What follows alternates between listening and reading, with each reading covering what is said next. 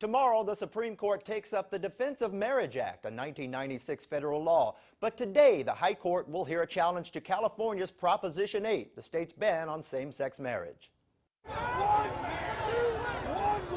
Emotions surrounding the topic of same-sex marriage were evident as overflow crowds made their positions known outside the Supreme Court. Let's hear it for freedom to marry! In today's Proposition 8 case, two California couples challenged the state's voter-approved ban on same-sex marriage, saying it violates the Constitution's guarantee of equal protection. Everyone we know and love has this right, and we don't. And it's time for us to have a chance at that happiness as well. Supporters of the ban say states should decide and say the High Court should not intervene.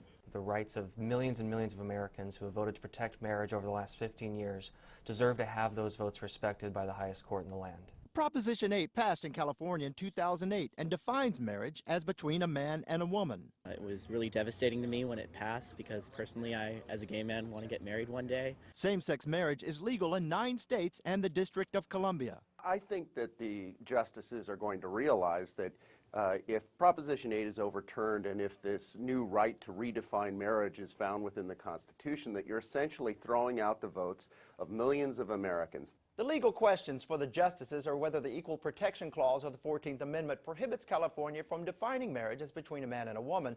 And secondly, the court could rule the petitioners in the case have no standing, which would bring the case to a close. In Washington, Craig Boswell, Fox News.